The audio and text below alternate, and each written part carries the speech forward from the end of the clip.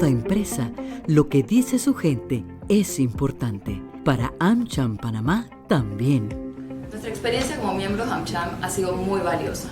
AmCham nos brinda una plataforma a todos los miembros en la que podemos construir juntos, con la mirada de distintos sectores, propuestas que ayuden a solucionar problemas que tanto el sector privado o problemas de la sociedad que estemos afrontando. Es una plataforma de construcción positiva, es una plataforma en la que en un ambiente de respeto se pueden generar opiniones distintas y al final construir por un Panamá mejor. Sí, he tenido la oportunidad de participar en varios eventos virtuales, ferias virtuales, en Colombia, en México. Ha sido de mucho interés y mucho provecho. Le agradecemos a AmCham por permitirnos tener ese acceso a estos mercados y estas jurisdicciones. Como empresa americana, sentimos un importante respaldo por parte de la Cámara de Comercio Americana. Esta entidad vela por los intereses colectivos de la inversión norteamericana en el país para generar estabilidad, predictibilidad de las condiciones de inversión y de comercio y espacios constructivos de intercambio. Ser parte de AmCham nos ha ayudado a generar más negocios. Gracias a las relaciones y al contacto que tenemos ahí, entendemos mejor a Panamá y sus oportunidades. Disfrute de todos estos beneficios y conéctese con un mundo de oportunidades para su negocio.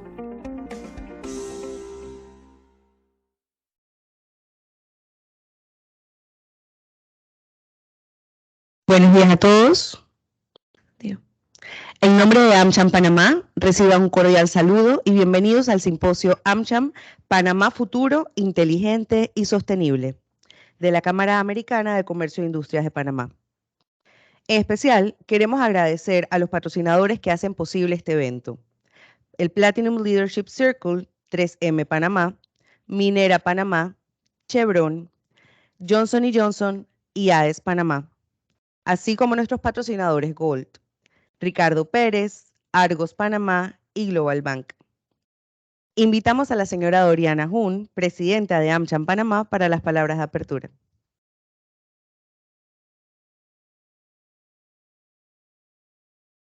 Bueno, buenos días a todos y bienvenidos por estar acá con nosotros.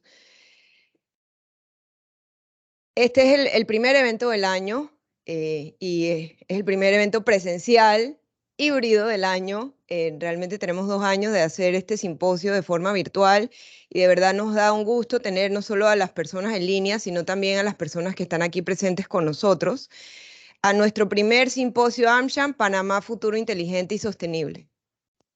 Estamos conscientes del rol que jugamos como plataforma a cambio de información y conocimientos que apoyen a sus negocios. Y es por eso que desde muy temprano en el año estamos ofreciendo a ustedes la oportunidad de tener en este evento valiosa información que les permitirá conocer distintos temas en torno a la situación económica actual, a las acciones que viene ejecutando el gobierno y la empresa privada, y para apoyar al comercio y a los sectores industriales en general en el proceso de reactivación económica de nuestro país. Este evento, que ha sido planificado en conjunto con nuestros 12 comités sectoriales, reunirá hoy y mañana a importantes figuras del sector público, del sector privado, academia y organismos multinacionales, que debatirán sobre distintos tópicos, empezando hoy con 2 interesantes paneles. El primero sobre descarbonizando la economía, electrificación y transporte sostenible, y el segundo sobre enfoques ecosistémicos e innovación, educación y salud. Mañana continuaremos con 2 temas importantes, como lo son el desarrollo urbano y turismo sostenible y las estrategias de atracción de inversión. Durante estos 2 días, reconocidos economistas, auditores y profesionales del sector financiero brindarán el panorama general bajo el cual continuamos como país generando nuevas oportunidades de negocio e inversión. Nuestro más sincero agradecimiento a todos los panelistas de primer nivel que nos estarán acompañando en estos 2 días. Sabemos que son muchos los temas que necesitamos abordar para continuar apoyando a la comunidad empresarial de nuestro país. Y por esto aplaudo el esfuerzo integral que los 12 chairs de nuestro comité, junto al equipo de AmCham, han realizado para iniciar desde ya aportando valor a nuestros miembros, con eventos como este y seguramente con los eventos que continuarán a lo largo del año.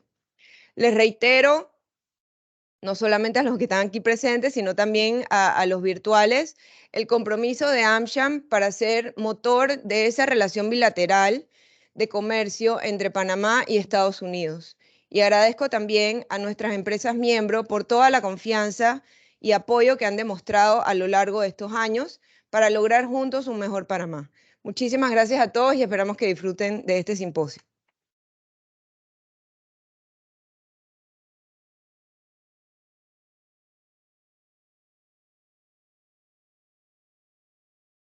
Muchas gracias, Doriana, por las excelentes palabras.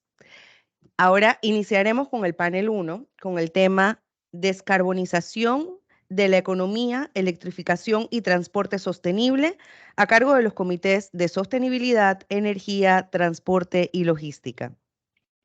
Invitamos a nuestros panelistas y moderador a pasar adelante. Como panelistas tenemos a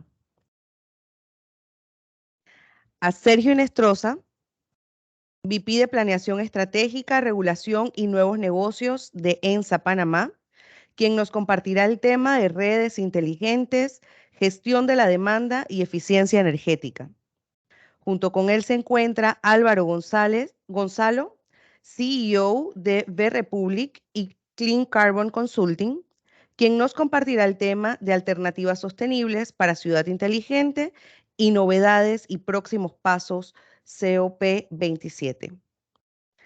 También se encuentra en el panel Ana Reyes, gerente general de Arloc S.A., quien nos informará sobre dónde está Panamá y reflexiones logísticas.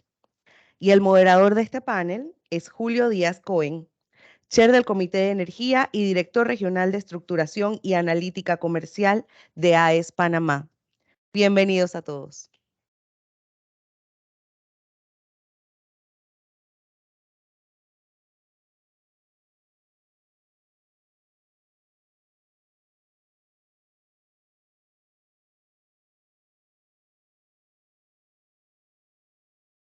Muy buenos días.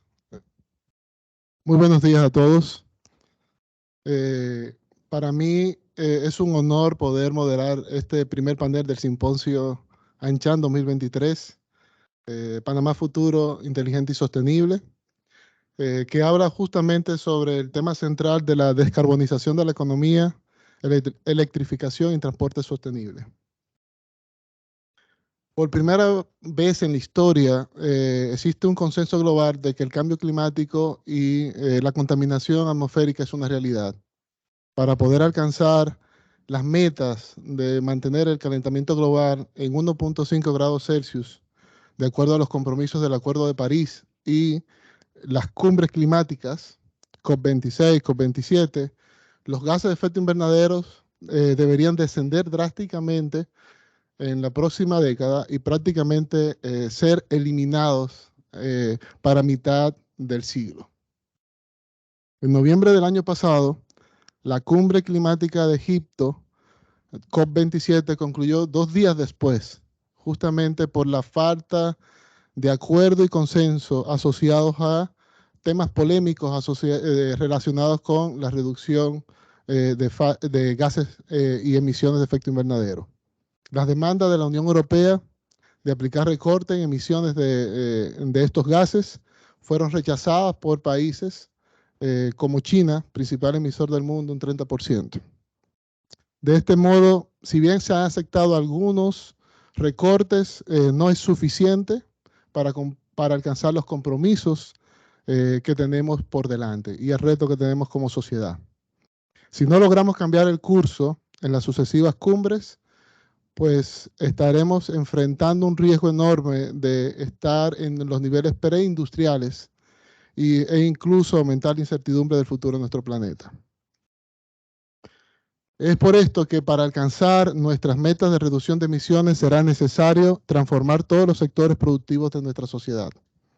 En esta ruta hacia la descarbonización de nuestras economías, Los usos energéticos de todos los sectores que actualmente se alimentan de combustibles contaminantes tendrán que ser sustituidos por otros más nobles como el gas natural, biocombustibles, eventualmente hidrógeno, o migrar al uso final de electricidad mientras se desarrollan tecnologías de combustibles renovables.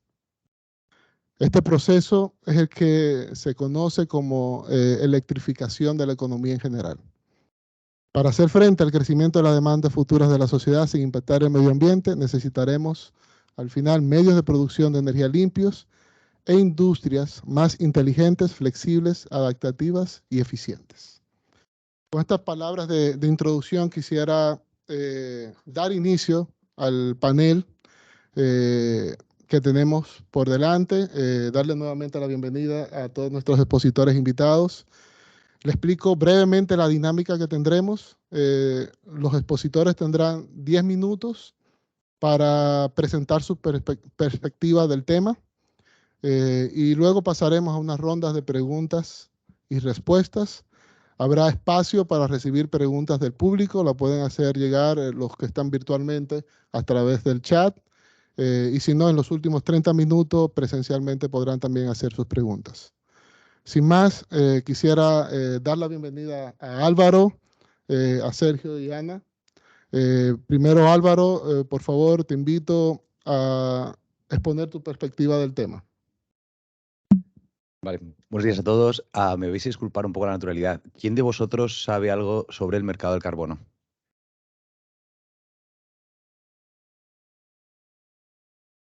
Vale, perfecto. Entonces, vale, o menos sois tímidos. Vale, perfecto. Pues entonces vamos a hacer un poco un overview, ¿vale? De cómo funciona esto. Si me disculpáis, voy a levantarme un segundo para poder marcar. Vale, esto empieza en 1979, ¿vale? Cuando se hace la primera conferencia mundial del clima, y en el cual se establece que hay un problema mundial que es la emisión de gases de efecto invernadero a la atmósfera. Se descubre que, evidentemente, estos gases influyen en la refracción del Sol sobre la Tierra y va destruyendo la capa de ozono. La capa de ozono es vital para que, evidentemente, podamos respirar, básicamente, y además nos protejamos de la luz ultravioleta, que es algo que, además, produce cáncer. ¿Vale? Sobre esto, ¿vale? La ONU decide crear lo que es el Protocolo de Kioto. El problema que tiene el Protocolo de Kioto es que entran solo 90 países a los cuales la ONU, en cierta manera, y el resto de organismos obligan a reducir las emisiones. Esto en la realidad es que es injusto. Es decir, durante los últimos 200 años ha habido países que se han industrializado desde la primera revolución industrial, sobre todo en el norte del mundo, que han crecido mucho, y hay países que necesitan industrializarse para poder crecer y dar una vida decente a sus ciudadanos. Por lo cual, no llegan a un acuerdo. ¿Vale? Se establece que hay que reducir las emisiones de efectos invernaderos, pero muchos países no quieren adaptarlo. Sobre eso se establece el Acuerdo de París. El Acuerdo de París es algo un poquito más laxo, permite que los países de manera voluntaria trabajen planes de reducción de emisiones de carbono y además que este plan lo vayan generando cada 5 años, con un objetivo muy clave, que es que esta reducción de gases de efecto invernadero para el 2050 impacte en la reducción de determinados grados sobre el calentamiento global que se ha producido. Esto es intentar dejarlo 1,5 grados por encima de cuando entramos en la etapa de industrialización del mundo, ¿vale? Como actualmente el capitalismo es la economía que funciona, si no establecemos un mercado real, los países y las empresas no van a querer participar en él, ¿vale? Porque al final lo que se necesita es un intercambio, es decir, vale, yo voy a sacrificar mi industrialización y mis procesos económicos del Estado, pero a cambio, bueno, yo necesito algo. Y esto sobre todo viene por los países que están en esa etapa de industrialización. Por eso China, por ejemplo, no ha querido participar. Al final este mercado tiene lo que tienen otros mercados, ¿vale? Tiene una parte que son proveedores de liquidez, ¿vale? Que estaría en la parte de en la parte de vendedores, y hay una parte que son los compradores.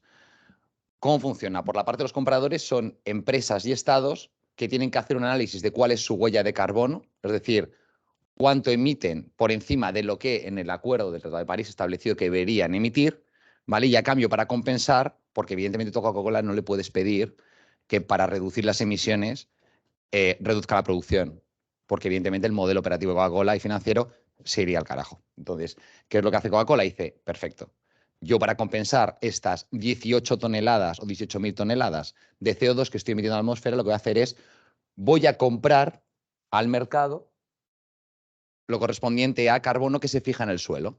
Y ese carbono que se fija en el suelo puede ser desde arrozales a, por ejemplo, aquí estamos trabajando con plantaciones de teca, es decir, yo empiezo a producir árboles y estos árboles fijan carbono y 1 tonelada de ese CO2 que estos árboles están fijando en el suelo, lo voy a vender como un crédito de carbono al mercado, que me va a comprar Coca-Cola para compensar 1 tonelada de gases invernaderos que está emitiendo. ¿Vale? Y hasta aquí es un poco cómo funciona el mercado de carbono. Hay 2 mercados. Hay un mercado obligatorio, ¿vale? Que requiere además de determinadas certificaciones para poder vender esos créditos, y hay mercados voluntarios. En los obligatorios están por lo general empresas asociadas a estos acuerdos y países. Y en los voluntarios, países, por ejemplo, como Panamá, que todavía no tiene un mercado de carbono obligatorio, donde las empresas pueden ir al mercado y comprar. La realidad es que el mercado voluntario es poco serio. ¿Por qué? Porque para yo generar un este de carbono, quiero darme unos tiempos, ¿vale? Yo necesito que todos estos operadores estén involucrados. Áreas de carbono donde se fijan. Necesito entidades que me van a registrar que el proyecto evidentemente cumple unos estándares. Al final el mejor estándar es el Gold. Este estándar te lo tiene que aprobar la ONU. Si un pequeño productor tiene 20 hectáreas de teca y tiene que hacer una inversión de $50.000 para que se le apruebe un proyecto y le genere 2.500 kilos de carbono que se venden a $10 en el mercado, de momento no es una solución que esté democratizada, por lo cual los mercados voluntarios no están teniendo relevancia. Y es por eso por lo cual se genera la COP27, 28 y las próximas que vayan a venir. Es decir, es interesante que se establezca consenso, que se empiece a garantizar determinadas técnicas en el mercado, que al final los proyectos vayan todos por la misma línea, para que de esta manera estos proyectos sean fiables y las empresas quieren comprarla. Actualmente los mayores países que están comprando créditos de carbono son evidentemente los países asociados a Europa y Estados Unidos y Canadá, ¿vale? Bueno, esto es una parte técnica que yo nos vamos a saltar y vamos directamente, si queréis, a lo que es la COP27, ¿vale? La COP27 actualmente este año han participado 140 países, mientras lo que es el Tratado de París hay 97, ¿vale? Significa que hay países muy interesados en entrar en estos nuevos planes, pero evidentemente están exigiendo de, ok, yo voy a reducir mis emisiones, pero a cambio quiero que me des cosas. Entonces, ¿cuáles son los retos? Mejorar la calidad de los créditos de carbono, es decir, poder empezar a utilizar tecnologías de verdad. Hay un proyecto muy bonito aquí en Panamá que se llama Greencoin, que lo lleva una persona llamada Pedro Ceja, que está estableciendo cómo trabajar mediante cadenas de blockchain y hacer un NFT del terreno, y de esta manera garantizar que ese proyecto es único y evidentemente es un proyecto asociado a un protocolo estándar, ¿vale? Depuración de las reglas del artículo 6. El artículo 6 lo que establece es ese crédito, cómo garantizar que evidentemente podemos medirlo en todos los mercados igual. Porque ahora mismo el que va por un protocolo de berra no es lo mismo que un Gold estándar, tienen valores distintos. Incluso hay créditos asociados a mangles, algo que para Panamá es una oportunidad brutal. Son blue carbon, estos créditos tienen mucho más valor, porque evidentemente es un carbono que se fija de otra manera. Una regulación del registro de contribuciones nacionales determinadas, es decir, que todos los países al final tengan el mismo tipo de regulación y hagan el mismo tipo de sanciones sobre las empresas. Y por último, la inclusión de la biodiversidad. A raíz de la Agenda 2050 se ha descubierto que no solamente el carbono es un problema que está teniendo el ser humano y que se está generando a raíz de la extracción de recursos. También tenemos que tener en cuenta el agua, tenemos que tener en cuenta el aire, la biodiversidad y la sostenibilidad, así como por involucrar a determinadas comunidades que están en riesgo de exclusión y que con estos proyectos pueden tener determinados tipos de ingreso. ¿Qué se ha logrado? Pues no mucho, la verdad. Se ha conseguido generar un estándar que se cree que los primeros créditos llegarán para dentro de 2 años, y hay una primera operación entre Suiza y Ghana, ¿vale? Este estándar es el INMO y parece que van alineados a, bueno, y así podemos definir un valor real del crédito que no fluctúe tanto. Se ha generado un fondo de pérdidas y daños para atraer a los países más vulnerables. Recordemos que al final, y esto es así, o sea, los países a los cuales más les está afectando el hecho de que se esté produciendo un cambio en el ecosistema global son los países más pobres. Yo todavía no he visto grandes huracanes pasando por Estados Unidos o por Europa. Tiene sentido, por eso las sociedades se han desarrollado mejor, ¿no? Pero evidentemente los países que necesitan industrializarse dicen, bueno, ok, vamos a hacer una cosa, o sea, dame fondos, ¿vale? Para que yo sacrifique esto, pero a cambio pueda tener ayuda por otros lados. Se ha generado una iniciativa africana de mercados de carbono, es muy interesante. Todo África se ha alineado para poder generar una iniciativa de descarbonización. A cambio de eso, lo que está pidiendo es que se les condone la deuda, porque evidentemente son países que tienen una deuda muy grande, tanto con empresas privadas como organismos públicos. Entonces les han pedido que les condonen la deuda, y a cambio de eso, esa inversión la van a utilizar para poder encontrar nuevas fuentes que no dependa tanto del consumo de combustibles fósiles, ¿vale? Para hacer un foco un poquito más particular en Latinoamérica, los países más involucrados, bueno, Latinoamérica manda un montón de gente, Panamá enviaron como 150 personas, no os preocupéis, no está pagado por el Estado, está pagado por la ONU y otro tipo de organismos, ¿vale? Recordemos que Panamá además es uno de los 3 países con huella de carbono negativa, el único en todo el continente americano. Y los que han hecho más bombo, también entiendo porque llevan poco tiempo en el poder, son Colombia y Brasil, que han enviado a sus respectivos presidentes y que han hecho mucho hincapié en la conservación del Amazonas, ¿vale? Cosa que, además, evidentemente, pues para Brasil, que el presidente anterior, Bolsonaro, empezó a cambiar todo lo que tenían con el Amazonas, para él es un buen impulso. Y ya está. Y básicamente recordemos lo de la conservación e inversión en la transición energética, que es la gran palanca que está utilizando Latinoamérica para poder que se le condone la deuda y empezar a entrar en estos mercados. Sobre todo, Latinoamérica son los países que más densidad de bosques y de fijación de CO2 puede tener. Y yo, por mi parte, bueno, esto lo damos luego unas preguntas que hay. No quiero quitar mucho más tiempo. Gracias. Excelente. Muchas gracias, Álvaro. Creo que se te da la base necesaria para poder continuar hablando de los siguientes temas. Álvaro Gonzalo es CEO de Big Republic y Clean Carbon Consulting. Ahora quisiera pasarle la palabra a Sergio Inestrosa, VP de Planeación Estratégica y Regulación y Nuevos Negocios de ENSA Panamá. Bienvenido y muchas gracias por acompañarnos. Es más fácil hablar desde allá. De acá.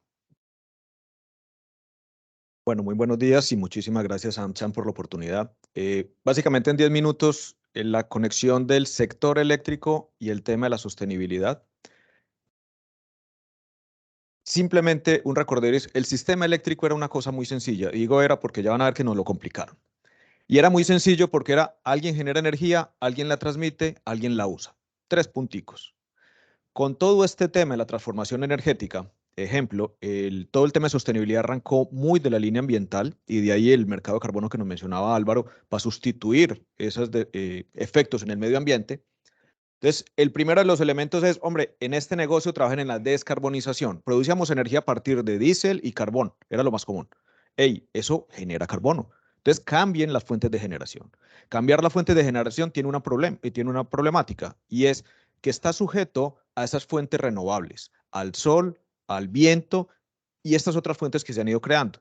Por lo tanto, están sujetos a que yo no puedo asegurar que tengo la disponibilidad el día que quiero, a la hora que quiero y en la cantidad que quiero. Ese es el reto que está en la generación de cara a la descarbonización. Pero al mismo tiempo, todas las empresas de nosotros, cuando están prendiendo una luz, están generando carbono. Mientras esta fuente no sea 100% renovable, está generando carbono.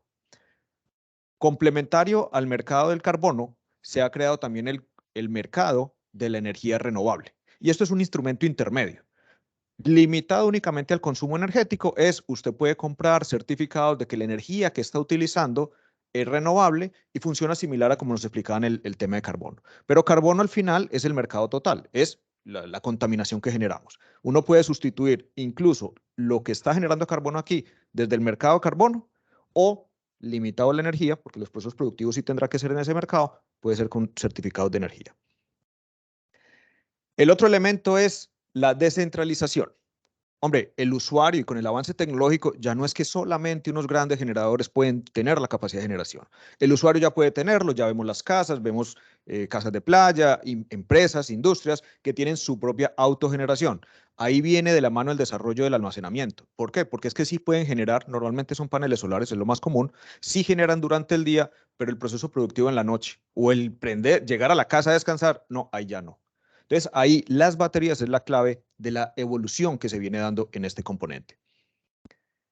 Nos mencionaba Álvaro, la sostenibilidad de lo ambiental o netamente ambiental ya incorpora también lo social. En el sector eléctrico, esto social se vive en la inclusión de las comunidades rurales que no tienen energía.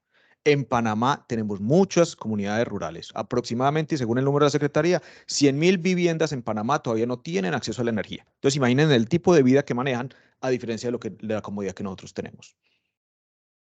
Tenemos el tema de los otros sectores, y lo conecto con transporte, que ahorita Ana nos va a mencionar del tema. En esos sectores que generaban más afectaciones ambientales, hombre, la energía eléctrica, aún sin resolver este problema, genera menos contaminación. Entonces, trabajemos en migrarla al sector eléctrico. Eso suena muy bueno, pero ya estamos empezando a vivir problemáticas. Problemáticas como que el tema de la presión que está generando para las baterías que se necesita genera también contaminación. Distinta al carbono, pero genera contaminación. Y son materiales escasos. Entonces, hay situaciones que ya están empezando a llevarnos a replantear. La energía eléctrica es una muy buena solución, pero no necesariamente es la única solución.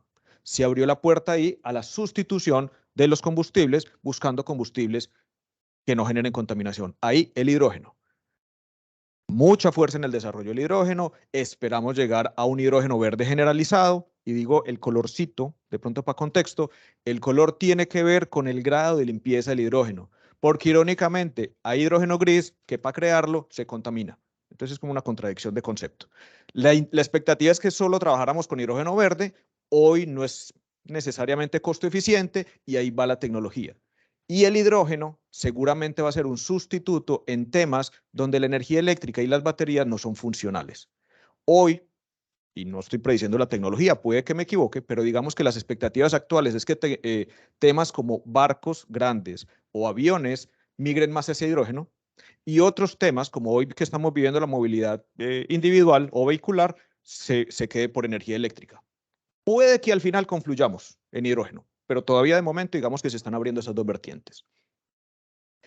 Y para que todo eso vaya funcionando, si ese corazón, que era la transmisión y distribución, que antes era muy sencillo, un cablecito, no hace un esfuerzo grande en digitalización, pues no vamos a poder trabajar en esos otros temas. La eficiencia energética, la gestión de la demanda, tanto desde el punto de vista del usuario, el usuario voluntario, y a veces hasta involuntario, hay que presionar un poquito para que el sector se acomode a la demanda, y la calidad del servicio. La forma de ir mejorando la calidad del servicio, además de tener el cable tempodado y demás, es a punta de tecnología para tener tiempos de respuesta. Este sector, que parece muy sencillo, no se nos puede olvidar, es un sector de respuesta inmediata. La expectativa es que no se me vaya la luz, pero la luz a veces tiene fluctuaciones, variaciones. Tiene que tener por detrás una plataforma tecnológica que en milisegundos haga los cambios, para que nosotros los usuarios no sintamos la perspectiva. Entonces, como ven esto, antes era un sector sencillísimo y se nos complicó. Se complicó bastante. Y hay una expectativa de que evolucione a llegar allá. Hoy Panamá no está aquí. No tenemos todo el transporte metido acá, no tenemos la generación completamente limpia, no tenemos una gestión de la demanda, no tenemos unos sistemas de información lo suficientemente robustos. Debemos ir hacia allá. ¿Qué necesitamos para ir hacia allá? Una transición regulatoria. Teníamos de un sistema que desde el 97 se privatizó. El sistema ha dado muy buenos resultados en términos de índices, es decir, ha sido un gran avance, pero hay que actualizarlo. Actualizarlo no quiere decir destruir el anterior, quiere decir evolucionémoslo. Hagamos una transición de lo que nos ha funcionado a algo que nos funcione para este futuro que queremos. Una modernización, se necesitan grandes inversiones. Todo el corazón de este sistema en el centro se tiene que modernizar. Los cambios en generación son inversiones e incluso los clientes tendrán que ir evolucionando y no lo crean, cambiar la cultura del usuario requiere dinero para poder educarlo. Y por último, la equidad y la sostenibilidad económica. Aquí, la verdad, es un desarrollo país. No es chutándonos el balón, oiga, las distribuidoras deben hacer, oiga, el gobierno debe hacer, oiga, los privados tendrán que hacer. No, aquí es todos. Todos nos tenemos que articular para que esto sea una realidad. Temas a trabajar. La red. Entonces, la red está hablando de transmisión, distribución, tiene que actualizar los sistemas de control. Pongo ejemplos. ENSA hizo una inversión de más de $6 millones, la culminó el año pasado actualizando ese corazón tecnológico con el cual administra toda la red de distribución. Entonces ese fue un proyecto, una inversión, 6 millones. Los equipos de gestión, hablamos ahora, la respuesta para poder evitar daños en el servicio tiene que ser inmediata, automática. Pero los equipos de gestión que venían desde hace años, pues obviamente eran con otras tecnologías. Todo eso se debe ir renovando en el tiempo. Plataformas de telecomunicación. Ya esto dejó de ser solo el cable de energía. Esto ahora es el cable de energía y en la plataforma de telecomunicación para poder atender y responder rápidamente. Entonces eso tiene que ir de la mano. Sistemas de medición. Los medidores que antes y todavía vemos en las casas, que giraba un disquito o unas cosas de estas, eso ya no es. O sea, para poder tener el dato, cuánto estoy consumiendo, a qué horas, qué pico, y poder administrar la demanda si soy usuario, o la red poder administrar dónde tiene una fluctuación, una variación o un exceso de demanda, pues tiene que modificar todos estos sistemas. Y por último, plataforma de información. Esto genera y genera y genera información, y esto se tiene que almacenar y se tiene que utilizar. No solamente almacenar, es montar sistemas para que la información realmente genere ese círculo donde se genere aprendizaje. El usuario, lo mencionaba ahora, de cara al usuario, todos los sistemas de medición de cara a los usuarios deberán ser inteligentes. Y digo debieran porque hoy no lo somos. Las plataformas de información al usuario, si queremos que el usuario se empodere, tiene que tener la información también él. Entonces todo esto implica inversiones y la evolución cultural. Todos hablamos de referentes, entonces hablamos por ejemplo del modelo español, pero si traemos el modelo español a los trancazos, acá a Panamá, recuerden que tenemos 100.000 viviendas que ni siquiera tienen energía.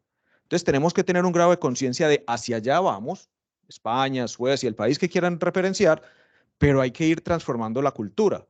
Y hay que ser conscientes que si traemos aquí un mercado automáticamente de que el usuario compra o vende energía a cualquier hora del día según la tarifa variable, es como meterlo en un mercado accionario a toda la población panameña. Eso necesita cultura, necesita desarrollarse progresivamente. Modernización regulatoria, tenemos una ley del 97, muy buena. Yo insisto en eso, la ley del 97 fue muy buena, muy exitosa, pero requiere adecuaciones y actualizaciones. Un involucramiento activo y articulado de los distintos actores. Y la segunda palabra es la más importante. Tenemos una secretaría muy activa, la SEP ha trabajado y ha gestionado temas de regulación, pero tienen que trabajar más sincrónicos, porque a veces los esfuerzos de una no van acompañados de la velocidad de la otra. Y una visión de plazo, de mediano plazo y consistente. Porque aquí es para dónde vamos. No esperar a que nos toque regular o no esperar a que nos toque de ver qué nos inventamos, sino una visión de país, hacia dónde quiero llegar y en qué tiempos pretendo ir llegando. Y por último, el mercado. El mercado también tiene que ir evolucionando y ahí es nosotros, y digo nosotros porque ENSE es privada, nosotros como privados tenemos muchas oportunidades. Y podemos quedarnos sentados esperando a que la regulación se modifique o empezar a movilizarnos. Ejemplo, carga vehicular. Carga vehicular, todavía estamos a la espera que salga la regulación, debiera haber salido ya la consulta pública 04, no ha salido, pero el servicio ya lo tenemos en Panamá. No nos hemos quedado esperando. Y en esa misma medida han ido evolucionando otros temas. Autoconsumo, la regulación debiera modernizarse, no se ha modernizado, pero ya tenemos una realidad de mercado en Panamá de paneles solares. Asesorías energéticas, y las empresas han ido entrando en esto. Algunas porque se los están exigiendo las casas matrices, otras porque tienen conciencia ambiental, pero al final porque están empezando a entender que la gestión energética tiene un impacto económico. Entonces, si lo quieren ver puro y duro, por dinero, también la gestión energética es ideal. Y la infraestructura eléctrica. Vamos creciendo y vamos modificando las casas. Las casas de nosotros le va a pasar lo mismo que al sector. Antes era muy sencillo, un tomacorriente, un switch y para de contar. Ahora estamos hablando de la casa inteligente. Y diga Alexa o diga Siri, cada uno le dice como quiera, pero que todo esté conectado e integrado. Le va a pasar lo mismo, a escala, pero es el mismo cuento. Con esto les quería dar una abrebocas del reto que tenemos. Sector público, sector privado y el sector energía per se para poder llegar a esta transformación. No sé de tiempo si me volé. Muchas gracias.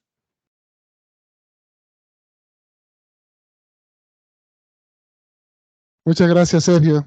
Excelente presentación.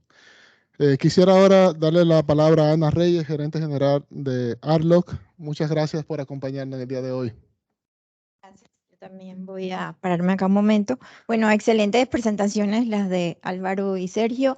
Yo les voy a hablar del sector logístico un poco diferente porque pues involucra el sector transporte terrestre, marítimo y pues altamente contaminantes como todos sabemos. Así que voy a salir un poquito. Es un tema retador para el sector, pero lo que voy a hacer es darle overview de cómo está. Es un sector importante para la economía panameña, es un pilar de la economía panameña.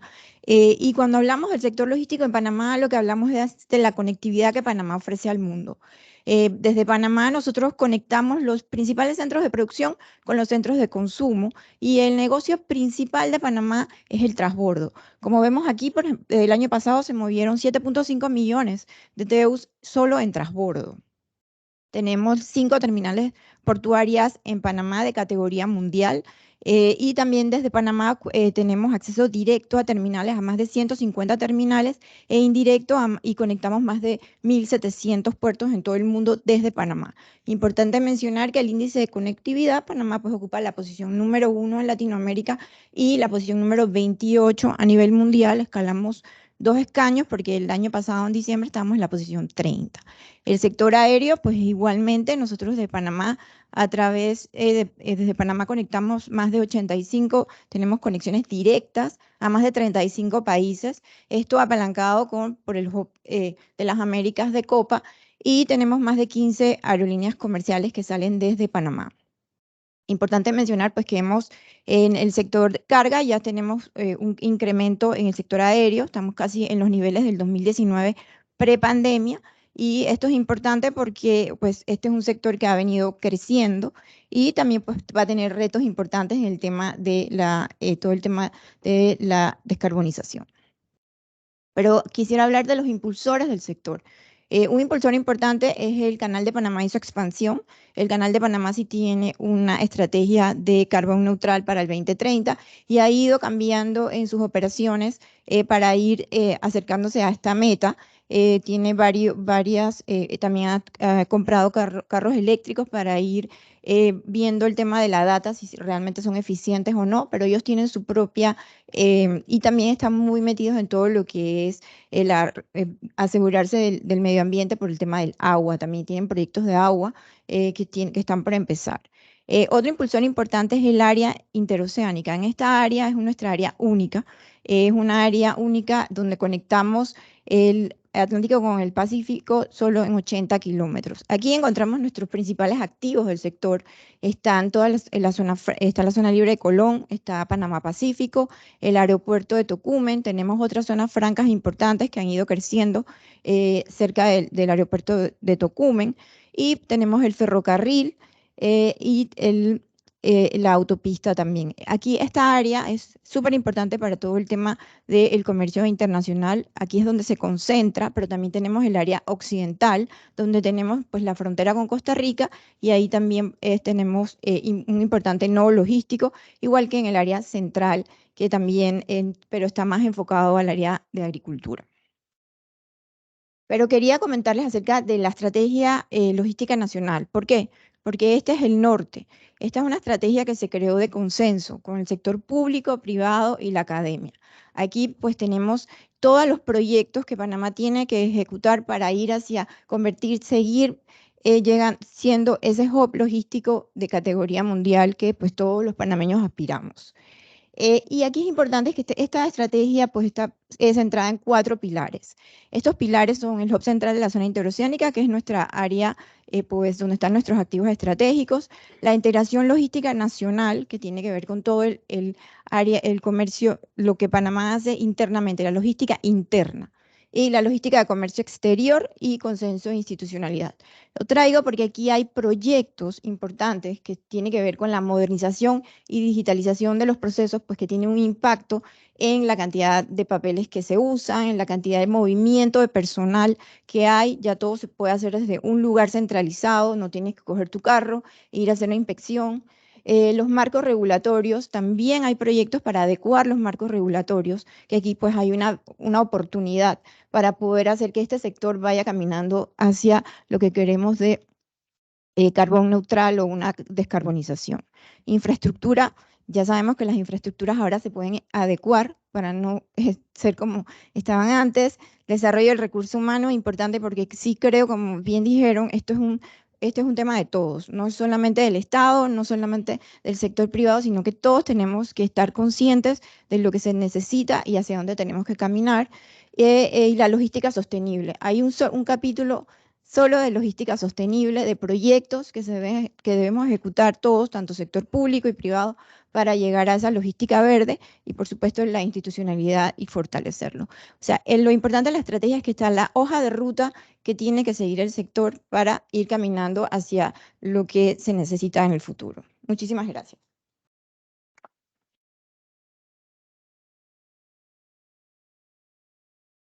Muchas gracias, Hanna. Creo que bastante interesante tu presentación y particularmente resaltar el hecho de que el sector transporte es responsable del 40% de las emisiones del país, ¿no? Ahora vamos a pasar a la ronda de preguntas y respuestas con nuestros panelistas. Ya estamos recibiendo algunas preguntas a través de la plataforma virtual. Primera pregunta para Álvaro. ¿A qué se ha comprometido Panamá en las cumbres de cambio climático y qué implica esto para los sectores productivos de nuestra sociedad?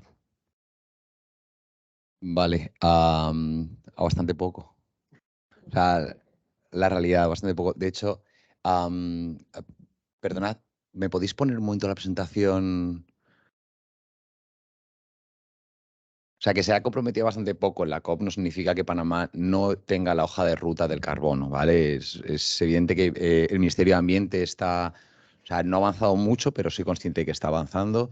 De hecho, estamos participando con ellos. La ONU también está metida en el proyecto, está CAF, está el BID, es decir, hay muchos organismos muy interesados, ¿vale? Entonces, simplemente voy a poner, si tú vas a la página web de Mi Ambiente, estos son los planes que tiene, ¿vale? El primero lo ha conseguido, es decir, un programa nacional de gestión de los gases de efecto invernadero, ¿vale? Es una página donde tú ya puedes hacer un análisis de la huella de carbono y la huella hídrica que tiene tu empresa.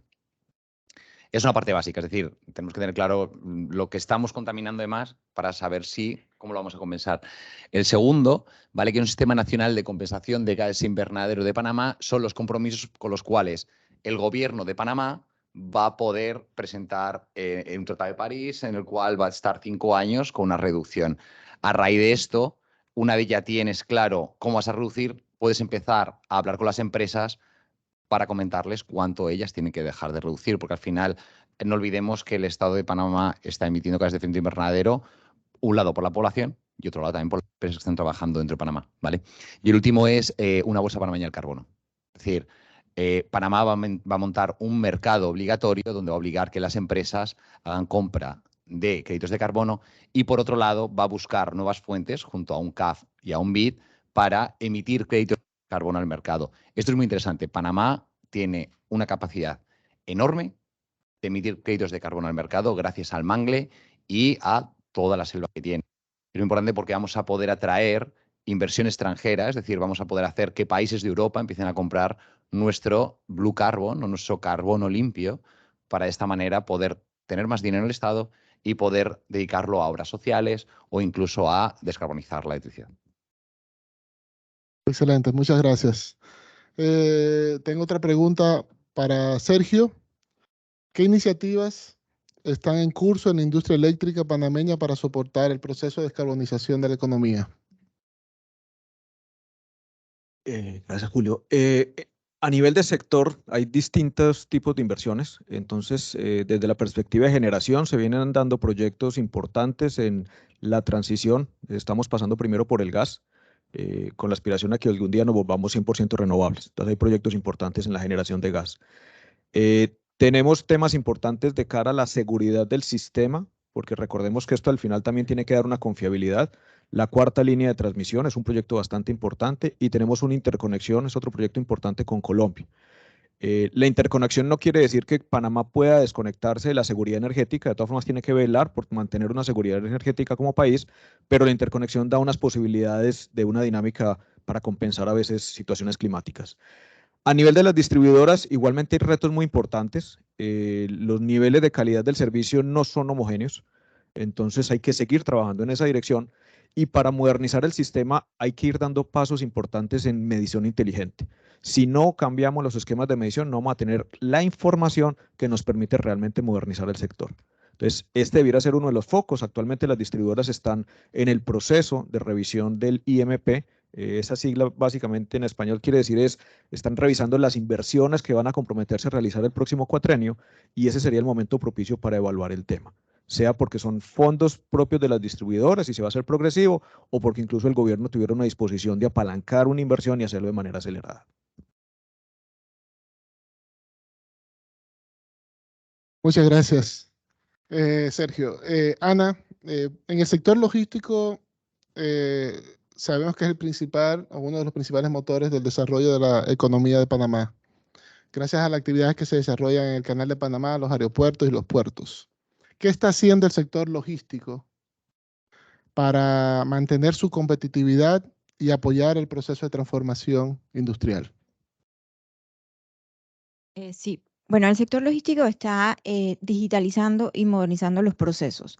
Creo que es importante no solo también porque los clientes necesitan visibilidad y esto es un reto que están en el tema de incluir tecnologías nuevas, también se está haciendo y ya tenemos muchas bodegas, muchas zonas francas que están ofreciendo bodegas con paneles solares.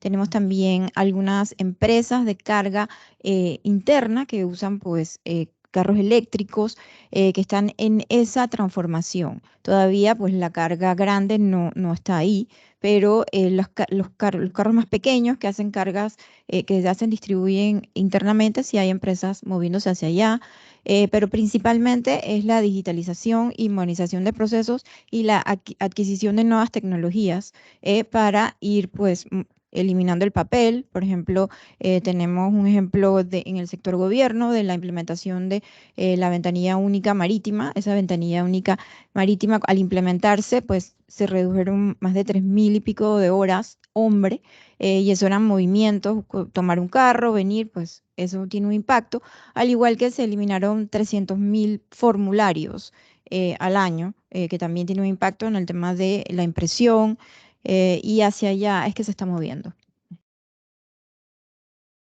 Muchas gracias, Ana. Definitivamente uno de los temas transversales de todos los sectores hoy en día es la digitalización y lo importante que es tener una infraestructura robusta y trabajar mucho en innovación. Yo creo que ahí lo invito también a que estén atentos al próximo panel que justamente va a hablar de ese tema de innovación y todo el proceso de digitalización que se está haciendo acá en Panamá. Continuando con las preguntas,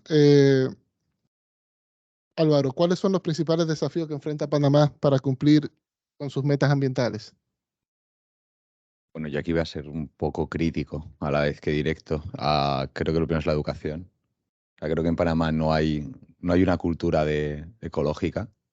O sea, es brutal que el gobierno se ponga a obligar a las empresas a que compensen los gases de efecto invernadero, pero luego te vayas al Caribe y esté lleno de latas de cerveza. O vayas por la Panamericana y la gente, claro, tire la basura por la ventanilla. Creo que lo primero es que esto tiene que permear a todos y hay que concienciar. Eso, punto número uno. Y luego, punto número dos, los incentivos.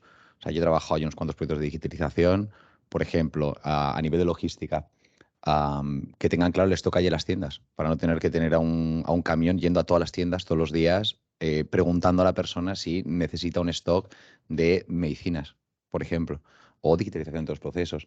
O sea, lo que tienen que entender también las grandes compañías es que hay que invertir y el retorno no llega de primeras. Me encuentro, por ejemplo, a muchas personas que han comprado terrenos en Bocas del Toro o por alguna en San Carlos o en cualquier lado, me dicen, bueno, yo es que me he dejado 150.000, 500.000, 2 millones de dólares en un terreno, vamos a lanzar créditos de carbono para recuperarlo. Y le digo, esto no es un negocio. O sea, produce y luego una compensación tendrás por la venta de créditos, pero no pensemos que los créditos de carbono son inversión. O sea, yo compro un terreno de 5 millones y al año voy a recuperar 10. No funciona así. Entonces, creo que falta mucha educación y creo que también falta un compromiso por las empresas sabiendo que tienen que invertir y que ese retorno llega a la larga. Pero es que la idea no es conseguir un retorno. La idea es dejar un planeta vivible para las siguientes generaciones. Así es. Muchísimas gracias, Álvaro. ¿Cuáles deberían ser las principales prioridades que debe abordar el país para la transición hacia redes inteligentes y una mayor eficiencia energética? Esta pregunta va para ti, Sergio. Sí, yo creo que lo voy a conectar con lo que mencionaba ahorita. Necesitamos una transición regulatoria y ahí necesitamos ser proactivos como país. Lamentablemente el tema de energía eléctrica, mientras sea vía cables, va a haber un monopolio natural, porque si no estaríamos creciendo en cables como nos pasa hoy con la televisión. Entonces, en esa medida, el corazón, que es el cable que va en la mitad, y la información, que es el consumo que tienen ahí los usuarios, mientras no haya una transición regulatoria, vamos a estar maniatados. Hoy lo estamos viviendo con la movilidad eléctrica, a la espera de que salga la regulación, pues digamos que no debería ser así. Y el otro reto es seguir haciendo inversiones tecnológicas. Inversiones tecnológicas incluso actualmente apenas el regulador está modificando un elemento porque desmotivaba las inversiones en tecnología. Y con esa modificación, entonces, por lo menos ya las distribuidoras van a hacerlo de una forma más, debieran hacerlo de una forma más agresiva, porque reitero, la medición es fundamental. No resuelve. La medición es simplemente una herramienta para poder tener la capacidad de administrar la demanda, de generar la cultura de cara al usuario, de hacer todas esas automatizaciones que nos soñamos, pero ese es el paso uno. Hay que gatear antes de caminar. Muy claro el mensaje. Creo que el tema de transición regulatoria es algo que también no es solo del sector, no es solo una necesidad del sector energético, sino también de otros sectores que requieren el apoyo legal, por decirlo así, de instrumentos legales que permitan ese proceso de transformación de la industria, ¿no? Que motiven e incentiven ese proceso de transformación de la industria. Siguiente pregunta, ¿cuáles son los grandes retos del sector transporte y logística para los próximos 5 años? Esta pregunta para ti, Ana. Bueno, los principales retos, y creo que concuerdo, es la digitalización, la inversión en tecnología, que las empresas, y tanto en sector público como privado, pues adquieran nuevas tecnologías. No son tan nuevas ya porque están aquí hace mucho tiempo, pero que se vayan introduciendo en los procesos de negocio. Han cambiado también el foco que tiene el cliente. El cliente ahora está más pendiente de la sostenibilidad. Si vamos a irnos a un e-commerce, pues que los empaques no sean, o sea, hay que modificar los empaques, pero todo esto requiere inversión. También creo que es importante la educación. Estoy de acuerdo que hay que tener un tema de educación es importante para que esto permee a todo el mundo. No es solo una responsabilidad mía, es una responsabilidad de todos. Y creo que estos son los principales retos que tiene el sector. Muchas gracias, Ana. Otra pregunta que tengo por acá, una opinión y pregunta al mismo tiempo. Decía, considero que es positivo los programas relacionados a la medición, compra y venta de huella de carbono. ¿Cuál sería la participación del ciudadano dentro de este ecosistema? Creo que, Álvaro, tú mencionaste ya algo de eso. Sí, a ver, en Europa, porque más conciencia ambiental está pasando, la gente en los mercados calcula su huella de carbono. Al final, todos, o sea, desde el desayuno en la mañana que estás utilizando electricidad, desde calentar el agua, coger el coche, etcétera, tú tienes una huella de carbono que generas. Y la gente realmente concienciada se entra en los mercados voluntarios para compensar su huella de carbono. Bueno, luego hay que ver por detrás lo que están comprando, porque pueden ser proyectos que son, es la pérdida de mitad de la selva, que, o sea, ni siquiera se mantiene ni se conserva, pero, o sea, sí que hay gente que ya está muy concienciada con eso. Yo creo que al final lo importante, no tanto es irte a comprar en un mercado de carbono, es recicla. O sea, intenta no consumir alimentos, por ejemplo, que vienen de otra región del mundo, que por tema de logística están emitiendo gases de una manera brutal. O sea, no compres mandarinas que están peladas y comprar la mandarina tal cual y pelarla tú, porque al final todo este tipo de empaques, evidentemente, van a ser materiales que o se van a quemar, que van a emitir gases invernaderos, o se van a dejar en un vertedero y que evidentemente no van a ayudar a un ecosistema sostenible. Gracias, Álvaro. Otra pregunta del público. Ahora que estamos en la transición de autos eléctricos, se prevé un incremento en el consumo. ¿Es posible para los usuarios generar su propio consumo o electricidad? ¿Y cuál es el límite que exige la ley?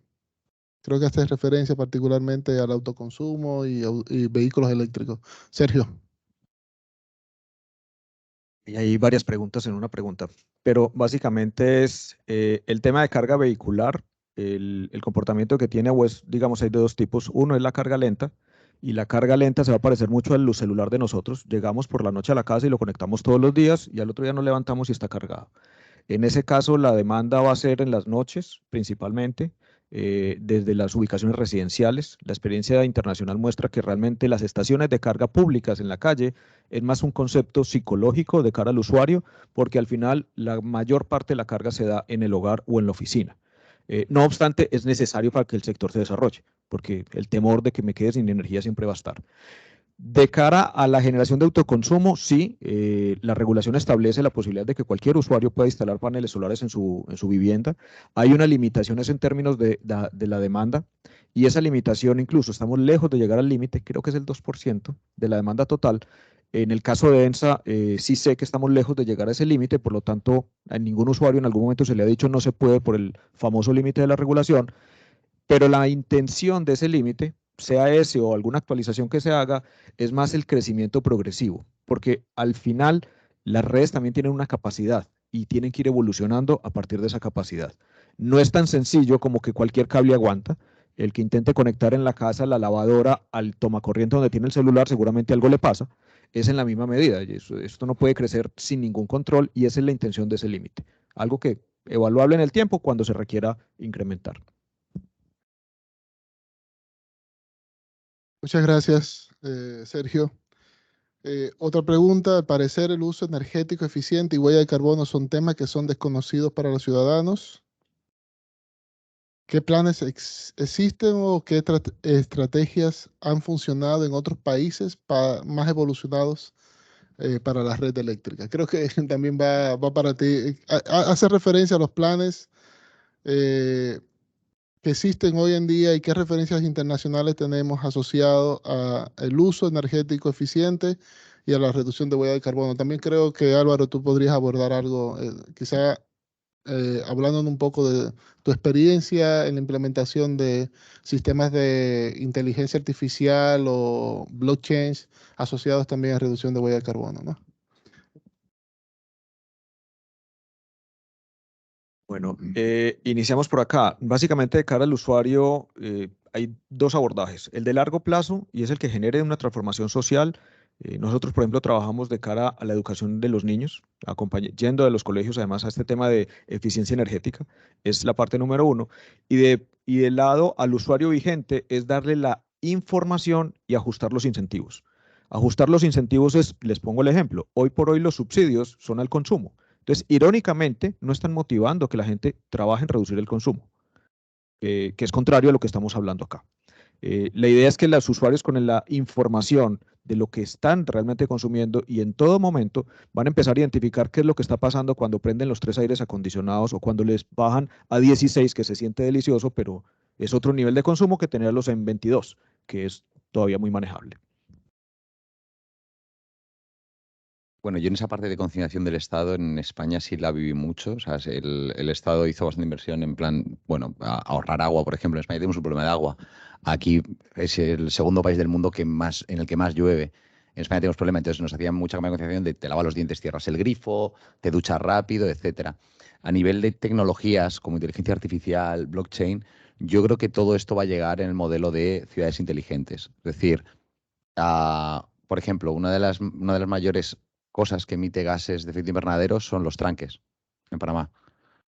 Un modelo de ciudad inteligente en el cual se centra en un tráfico donde no hay tanta gente parada, donde no hay tanta gente arrancando, metiendo primera, etcétera, son modelos donde las emisiones de las ciudades son menores.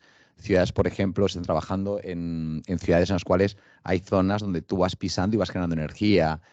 Se trabaja, en Europa hay un proyecto muy bonito se ha educado cuervos para que cojan la basura y la dejen en las papeleras y a cambio se les da algo de comida. Es decir, se está trabajando en muchos modelos de ciudades inteligentes y sostenibles y hay mucha gente involucrada con ello. Y yo creo que esas generaciones, y creo que esto es un reto para Panamá, creo que aprovechando esto se debería formar a las nuevas generaciones de Panamá en estas tecnologías y en este tipo de nueva visión a las cuales el mundo está yendo y en las cuales todos los países ahora pueden sumarse. No nos quedemos atrás, no esperemos dentro de 20 años que nos llegue la revolución verde y volvemos a tener gente de facultades que ya 20 años en un mercado en el que ahora ya no se encuentran. Muchas gracias. Ana, una pregunta para ti. Sé que mencionaste un poco de las acciones que está promoviendo el sector logístico para reducir las emisiones del sector. ¿Podrías mencionarnos de algunos proyectos en particular que estén asociados a la reducción de emisiones en el sector transporte y logístico? Bueno, como dije, ya tenemos en la zona franca y en la zona, también la Panamá Pacífico, zona especial, las bodegas pues ya están usando paneles solares. Empresas de entregas en la ciudad, no de carga pesada, están utilizando vehículos inteligentes, vehículos eléctricos para, o sea, están empezando, pero para hacer mediciones, para entender si realmente esto les va a ayudar. También está el tema de la optimización de las rutas. Creo que muchas están viendo cómo la tecnología los ayuda a optimizar las rutas para no estar, como bien dijo Álvaro, en los tranques, no ir 2 veces al mismo lugar, sino tener tener un plan cuando la persona sale, ya tiene una ruta específica y no tiene que regresar, no tiene que estar esperando. Eso también se ha visto y esto lo vimos anteriormente con Georgia Tech, es un estudio, cómo podrías hacer entregas en lugares que son complicados, llevar un solo carro y de ahí pues estacionar y llevar, sobre todo a estos lugares pequeños, porque en los supermercados y en estos otros lugares grandes no hay problema porque puedes estacionar tu carro, pero en estos lugares pequeños donde la tendencia es dejar el carro prendido y ir, pues lo que se quiere es eso. Así que muchas empresas están optimizando rutas, están viendo el tema de los paneles solares, no solo para bodegas, sino para también las oficinas. Y como dije, pues va a ser un proceso, es un proceso. Una pregunta excelente. ¿Hay una pregunta del público? Sí, le paso el micrófono, permiso. Gracias, buenos días. Para Álvaro, la pregunta. Álvaro, en Panamá, cuando el país se propone ser hub regional, es algo que tiene mucho que ver con la cultura y la identidad, cultura país e identidad país, las estrellas se alinean. Y eso pasó con la estrategia logística que Ana Margarita ha sido clave, así que felicidades por todo lo que se ha logrado. También con Hub, por ejemplo, Panamá como Hub digital, porque se alinea la normativa, se alinean los actores del ecosistema y aparecen los incentivos que tú dices, ¿no? Con la oportunidad que tiene Panamá de ser el país de Centroamérica que más manglar tiene y donde el 85% está acá en el Pacífico y el otro en el Caribe, ¿qué oportunidad ves y desafíos para que Panamá sea un hub del Blue Carbon? Justamente a propósito de lo del manglar.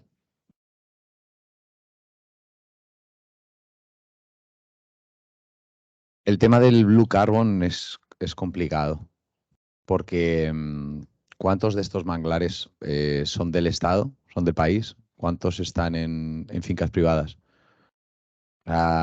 Pero la realidad es que la mayoría de ellos no se puede hacer nada. Yo conozco gente que ha comprado terrenos con mangle donde desovan tortugas y el Estado les ha prohibido montar hoteles. O sea, el Estado sí que tiene una visión de querer preservar estas zonas. De hecho, uno de esos proyectos estamos metiéndolo dentro de una plataforma para la venta de créditos. Creo que si el Estado es capaz de incentivar, y aquí ya no solo forma parte del Estado, o sea, interviene la ONU, interviene el Banco Interamericano de Desarrollo, etcétera, se puede hacer muchas cosas. Por ejemplo, nosotros ahora mismo en la zona de Changuinola estamos buscando en una zona de mangle. Queremos meter, ahí hay mucho tema del banano, entonces queremos meter también unas plantas de depuración de agua. Estas plantas de depuración de agua funcionan con plantas halófitas, ¿vale? Es decir, ponemos el agua, ponemos plantas por encima, estas plantas fijan los metales pesados que vienen del banano y devolvemos el agua limpia al mangle. Uno de los problemas que hay es que, por ejemplo, los cocodrilos están saliendo al mar, que han atacado surfistas, algunos en Costa Rica, porque las aguas de los mangles y los ríos cada vez van más densas y entonces el cocodrilo se mete en el agua al mar porque a ellos les gusta aguas más turbias.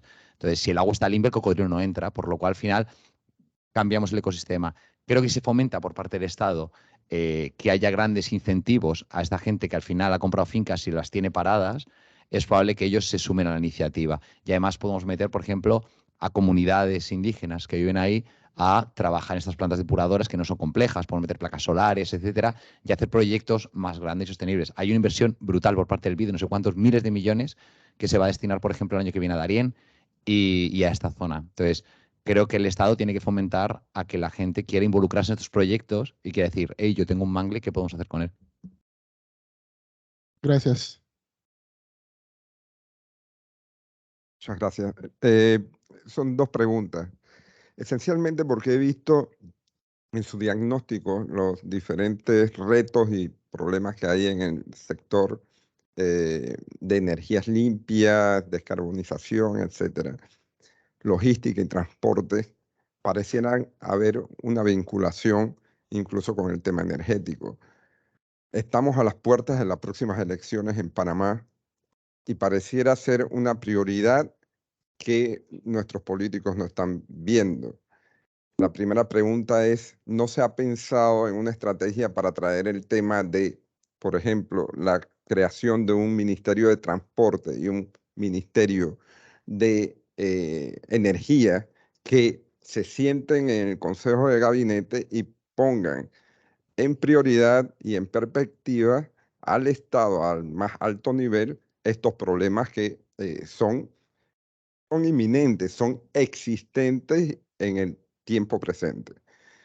Y la segunda pregunta tiene que ver con el hidrógeno, porque me interesa saber cuál es el estatus actual del desarrollo. Sabemos que Panamá ha creado una hoja de ruta y que está pensando en la creación de una zona libre para la producción, almacenamiento, distribución, etcétera, de hidrógeno. Pero me interesaría saber cuál es el estatus actual, si ustedes lo saben.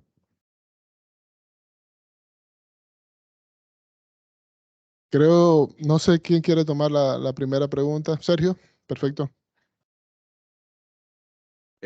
Hubo varias, entonces, del tema de ministerio, sí existe actualmente un trabajo y vienen de diagnósticos o de conversaciones previas en las cuales hay un proyecto que está liderando la Secretaría Nacional de Energía, en las cuales se revisan y se refuerzan los temas institucionales. Dentro de ese abordaje, una de las recomendaciones que está sobre la mesa es que la Secretaría Nacional de Energía se convierta en un ministerio de energía en Panamá. Y eso, como mencionas, le da una silla diferente y un nivel de conversación distinto a esta dinámica que estamos hablando. De pronto Ana ahorita nos puede hablar en el tema de transporte, que fue tu otra inquietud. Y entrando al tema de hidrógeno, sin estar en el detalle de la minucia, sobre la hoja de ruta, Panamá viene haciendo avances relevantes, se ha motivado a generar pilotos de hidrógeno de cara a movilidad, ha apuntado al hidrógeno como el paso por el canal, porque, por ejemplo, si pretendemos que el hidrógeno verde salga de un país, atraviese el canal y llegue a otro, si tiene un proceso de transbordo hay que asegurar que continúe bajo tecnologías verdes, pero eso implica unas inversiones muy cuantiosas. Creo que todavía estarán en temas muy exploratorios de cómo viabilizar ese tema, porque manejar el hidrógeno es muy distinto que otros gases por el nivel de densidad. Es mucho menos denso, entonces el tipo, digamos, de tubería y demás, hay que cambiarlo absolutamente todo para que fuera usable para el hidrógeno. Gracias. Bueno, como comenté, en la estrategia está basada en 4 pilares. Uno de ellos es el consenso de institucionalidad. En este pilar pues se habla de la evolución de la institucionalidad del sector logístico y se plantea en un largo plazo un ministerio, pero realmente esa es una conversación que se debe dar de todos los actores y todos los actores están sentados en el gabinete logístico al más alto nivel. Un ministerio no derrota un gabinete logístico, pero la conversación se debe dar ahí. Está sentado el sector privado, está sentado el sector público al más alto nivel, y ahí está también el Ministerio de Ambiente, están todas las entidades del Estado que tienen que ver con el sector logístico. Entonces creo que es una conversación que se debe dar y se debe seguir dando. Si puedo hacer una apreciación respecto al hidrógeno, hay que diferenciarlo respecto a la electricidad. Es decir, la electricidad la creamos, se consume y almacenarla no es tan fácil en el aspecto de en grandes cantidades, y para generar hidrógeno hay que meterle electricidad para disociar el agua. Entonces, entendamos que, o sea, lo que comentabas, porque me ha parecido muy interesante, o sea, los modelos de consumo no van a ser iguales. O sea, el hidrógeno va a ser para desplazar y para combustiones muy grandes, mientras la electricidad es algo que es de uso diario. Entonces, diferenciamos eso porque la realidad, el hidrógeno me parece que como recurso está muy bien, pero las cantidades de energía que hay que meter ahora para poder generar ese hidrógeno, de momento no sale la ecuación. Y los países, creo que Japón es el único que realmente está apostando por hidrógeno de verdad. Entonces, bueno, simplemente por hacer esa aclaración.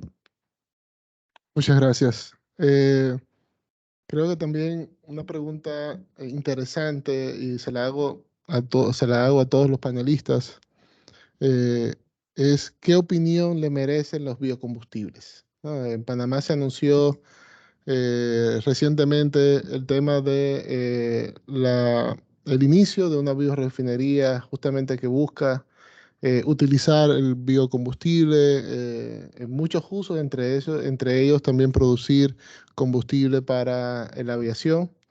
Pero bueno, en general, el biocombustible está incidiendo en este proceso de descarbonización en los sectores.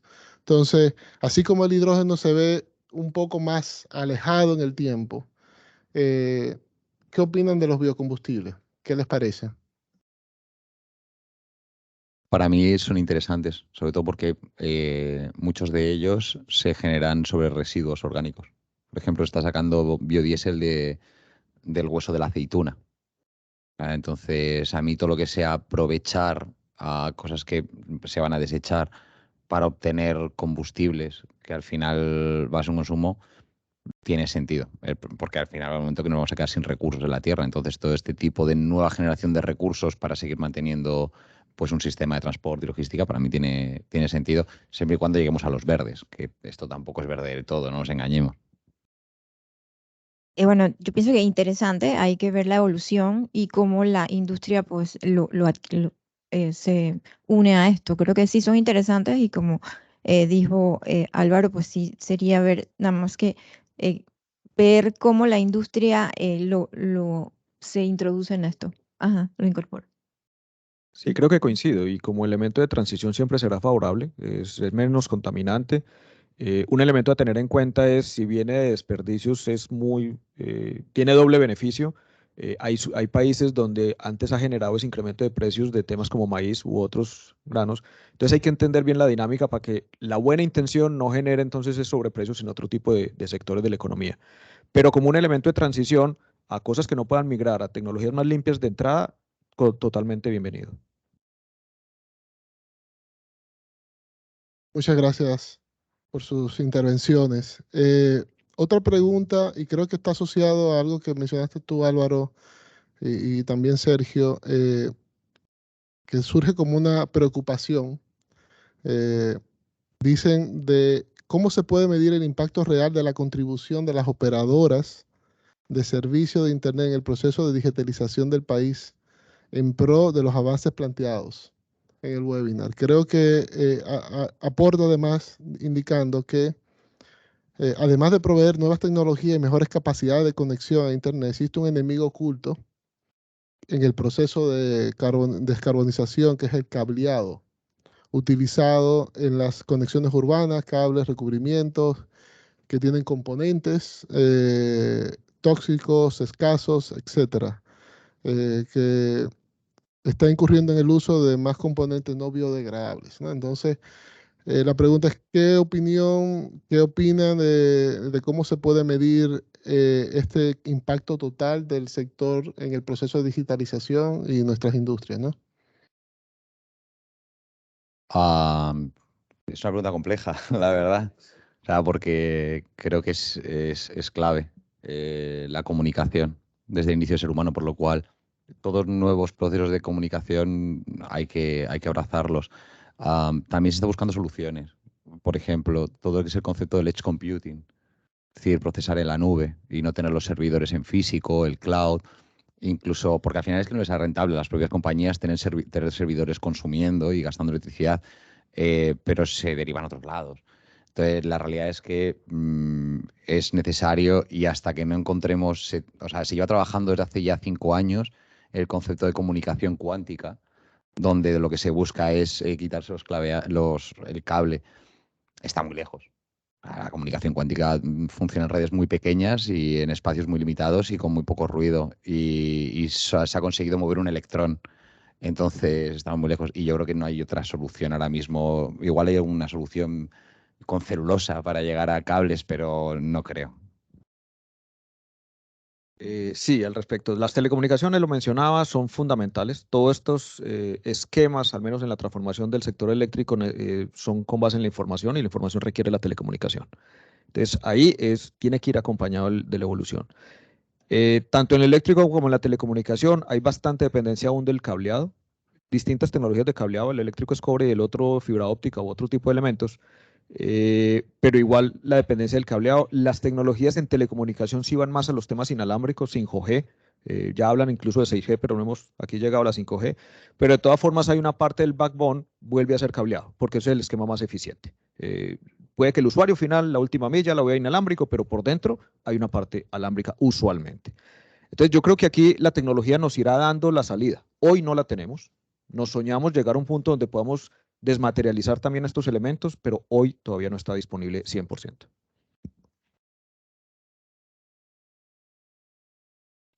Muy interesante. Yo creo que un aspecto también que podemos mencionar en ese sentido es el tema de la minería urbana, ¿no? Hay iniciativas en Europa principalmente de hacer este urban mining, tratando de acoplar eso con lo que se llama la economía circular y tratar de aprovechar justamente el reuso de todos estos materiales en el proceso de mantenimiento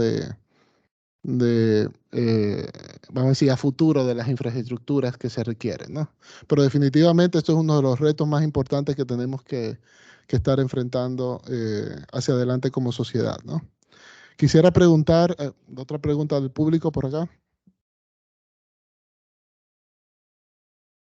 Gracias, buenos días. Una pregunta para Álvaro y me parece interesante en nuestra realidad latinoamericana, todas las de Honduras, Guatemala, Panamá, la comunidad autóctona originaria es importante y sus costumbres y su arraigo incorpora cocinar con leña, así que cortas un árbol y cocina.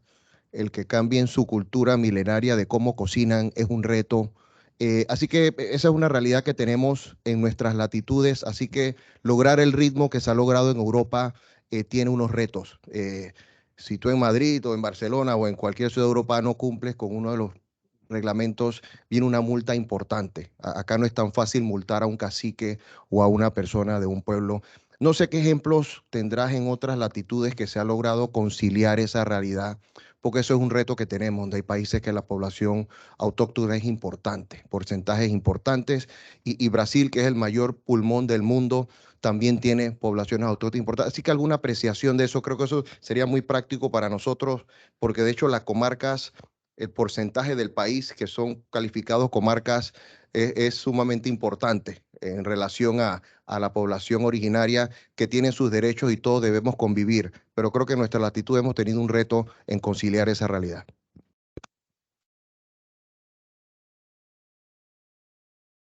Muchas gracias.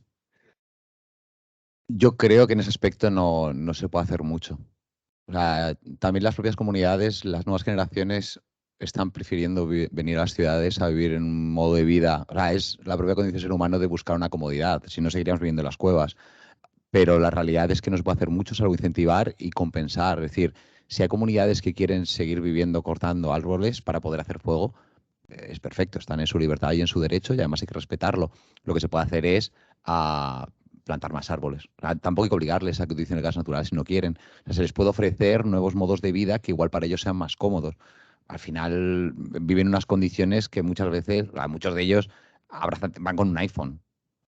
Les encantará hacer fuego con madera, pero van con un iPhone en el cayuco. Entonces, lo que hay que hacer es ofrecerle nuevas condiciones explicándoles la ventaja que tienen. Y luego que ellos la abracen o no la abracen. O sea, una de las cosas que comentabas es, en Europa si no lo haces te multan.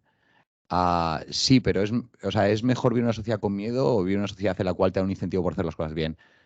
Se demuestra, por ejemplo, que Alemania, si tú devuelves vidrios y latas, les dan dinero. Y hay gente, por ejemplo, que vive en la indigencia y se dedica a eso para obtener un beneficio. Es decir, al final es mejor jugar al incentivo que jugar al castigo. Las sociedades con miedo suelen funcionar hasta determinado momento en cual la población decide rebelarse. Muchas gracias.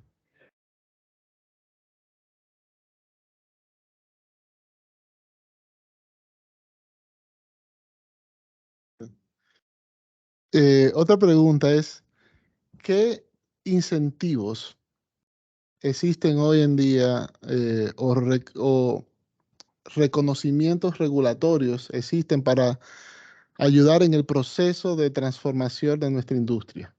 O sea, para que exista esa transformación, por ejemplo, en el sector eléctrico, esos refuerzos en líneas de transmisión, distribución, digitalización, se requieren unas grandes inversiones. Esas inversiones son reconocidas hoy dentro del esquema de la industria, o si no, ¿qué necesitamos hacer para que ese tipo de, vamos a decir, de desarrollos ocurran efectivamente en nuestra industria? Y también para el sector logístico. O sea, existe hoy en día el incentivo desde el punto de vista de competitividad para que el sector logístico panameño haga el cambio, invierta en todas estas tecnologías y se transforme en una industria mucho más inteligente y sostenible. Pregunta quizá para ti, Sergio, y Ana, primero. Arranquemos por acá. Los incentivos al final terminan siendo o ahorros en costos o ganancias. De cara a la infraestructura eléctrica, lo mencioné al principio, apenas se están haciendo unas conversaciones con el regulador que están en proceso, unas consultas públicas, para que el reconocimiento sobre las inversiones de tecnología de corta vida útil sea 100%. Es decir, había un desincentivo al tema y lo que hacían las distribuidoras era más por la proactividad de que necesitamos la tecnología, así perdamos dinero. De cara al usuario final, directamente no hay ninguno. Al contrario, hay unos subsidios indiscriminados que generan antes más demanda y más consumo exagerado. Indirectamente hay incentivo a poner paneles solares. ¿Y por qué digo indirectamente? Porque un tema de la regulación que todavía no se ha actualizado es que el precio en que están vendiendo la energía, hay momentos durante el día que este cliente está inyectando la energía al sistema, está vendiendo la energía al mismo precio de cuando se la están poniendo a la puerta.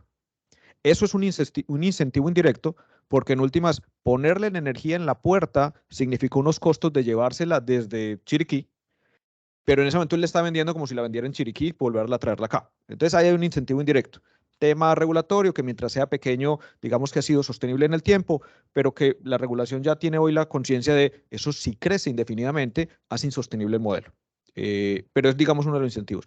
Se debe trabajar en incentivos. Hoy no hay esa conciencia y es uno de los temas importantes. Ojalá, como decía Álvaro, no fuera de castigo, fuera más del comportamiento ideal y positivo, pero al menos tener algún instrumento. Hoy no se tiene. Bueno, concuerdo con Sergio, el incentivo es ahorro en costos y también la calidad del servicio que le das a tus clientes.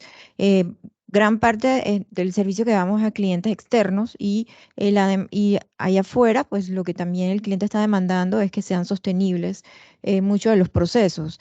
O sea que hay ese incentivo de ir cambiando debido a eso, sobre todo en el tema de visibilidad, de optimización, también todo el tema del empaque, ya no sé, no es como antes que todo el mundo está pensando en todos estos empaques, sino ya es minimizarlos. Y creo que eso es parte de van a ir haciendo esa transferencia. Y complementándolo y juntándome con el tema de logístico, hoy, por ejemplo, la movilidad eléctrica no tiene un incentivo que las empresas que están migrando a flotas eléctricas, lo primero que tienen que hacer es el cálculo a ver si ganan o pierden. En la mayoría de países era una decisión natural. Aquí, mientras no se hagan ajustes al modelo tarifario, cada empresa tendrá que evaluar gano o pierdo antes de tomar ese tipo de decisiones. Ese es el tipo de elementos donde podemos entrar a ajustar la regulación para que sea una decisión automática. Muchas gracias. Excelente, y creo que demasiados retos y desafíos que tenemos por delante para lograr esta transformación de Panamá y de nuestros sectores industriales, ¿no? ¿Alguna pregunta del público presente acá? ¿Otra pregunta del público presente? Si no, vamos a estar pasando ahora a las palabras del cierre. del panel. Quisiera darle un espacio de unos 2 a 5 minutos para que cada uno de los oradores pueda dar sus palabras de cierre, conclusiones, mensajes principales que queremos que se queden en la audiencia después de esta intervención, ¿no? Álvaro. Bueno, yo creo que he dicho casi todo, la verdad es que hablo muchísimo. No, o sea, por quitarle un poco la parte bonita del tema. Yo creo que va a haber mucha presión durante estos próximos años para que el mercado funcione. La realidad es que ahora mismo el mundo se enfrenta a un momento complicado. O sea, hay una guerra en Europa, cada vez suenan, por ejemplo, ahora se habla Bolivia, Perú, o sea, tenemos un problema de recursos y no se están buscando soluciones, se está buscando seguir exprimiendo esos recursos. Y al final, cuando falta recursos y hay mucha demanda, solemos entrar en momentos conflictivos a lo largo de nuestra humanidad. Entonces, me da miedo porque es probable que incluso todo esto que se está planteando se olvide en los próximos años porque entramos en una situación global más complicada y compleja. Lo que hay que ser es ser consciente. O sea, y de manera individual hacer esos pequeños gestos pensando en que lo que se está haciendo es, bueno, básicamente pues por nosotros y por las próximas generaciones que puedan llegar. Y es complicado porque muchas veces te levantas y cuesta pensar en reciclar, cuesta pensar en bajar el aire, o sea, tener el aire un poquito más alto, cuesta no estar con determinados tipos de lujos con los que vivimos y nos hemos acostumbrado. Y bueno, y es una cosa más personal de cada uno. Y lo que sí es respetuoso, o sea, hay gente que no lo hace, tampoco hay que tacharle, tildarle, ni decir que es un terrorista. Simplemente, bueno, es una persona que tiene una visión distinta de cómo funciona todo. Entonces, creo que es, bueno, pues convivir y seguir avanzando como hemos hecho durante todos estos siglos. Gracias. Bueno, el sector logístico, como sabemos, es un pilar de la economía panameña. Lo importante es que tenemos una hoja de ruta que está en la Estrategia Logística Nacional. En esta hoja de ruta están los proyectos e iniciativas que todos debemos seguir, no solo el sector público y privado, para que Panamá siga siendo competitivo, ya sea en este tema de descarbonización y en otros temas que realmente son importantes para el sector logístico panameño. En el caso del sector energía, pues tenemos una hoja de ruta de transición energética elaborada desde la Secretaría Nacional de Energía. Pero digamos que esta hoja de ruta plantea muchos retos, eso está como a 10.000 metros de altura, hay que bajar las realidades más a 1.000 metros o cosas tangibles, y tenemos bastantes retos como veíamos ahora. Pero yo hoy quiero transmitir el mensaje, el que tengamos muchos retos, más que desanimarnos, también tenemos que reconocer que estamos en puntos de partida que son ventajosos. Tenemos un sistema logístico muy avanzado, tenemos huella de carbono positiva. Entonces, más que ver el vaso medio vacío, sí hay retos, pero tenemos un vaso medio lleno en el cual cada uno de nosotros tiene que apersonarse de qué puedo hacer, obviamente, siendo económicamente sostenible. Ojalá lleguemos a esa sociedad donde simplemente es altruista por el ambiente, pero sabemos que hoy por hoy parte de lo económico también nos motiva. Hay muchísimas oportunidades. No nos quedemos esperando también a que alguien ponga las reglas, alguien define el qué, sino empecemos a involucrarnos y a participar en este proceso de transformación sostenible. Excelente. Pues muchísimas gracias a nuestros expositores. Muchas gracias, Álvaro, Ana y Sergio por sus presentaciones y disertaciones. La verdad es que el reto que tenemos por delante es enorme, pero como bien dijiste, Sergio, estamos en un punto de partida bastante ventajoso. Panamá definitivamente tiene los recursos para poder hacer frente a los retos que tiene por delante y esperamos que podamos, cada uno de nosotros, contribuir en el desarrollo y en esa descarbonización que se requiere en nuestras economías. Quisiera con esto dar por terminado el panel y agradecerles a todos por acompañarnos en la mañana de hoy. Recordarles que tenemos más adelante un panel justamente para hablar del sector de innovación, ecosistema de educación y salud. Un panel bastante interesante que va a tener intervenciones que van a abordar justamente temas medulares que hemos estado conversando en la mañana de hoy relacionados a todo el proceso de transformación digital, inteligencia que se requiere para poder abordar todos estos retos que se avecinan. Muchas gracias a todos.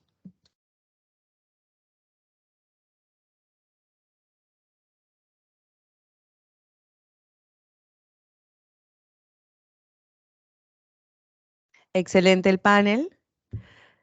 Muchas felicidades. Tomaremos ahora un receso de 15 minutos y los invitamos a disfrutar de un coffee break. Y nuevamente agradeciendo a nuestros patrocinadores que han hecho posible este evento. El Platinum Leadership Circle, 3M Panamá, Minera Panamá, Chevron, Johnson & Johnson, AES Panamá y nuestros patrocinadores Gold, Ricardo Pérez, Argos Panamá y Global Bank.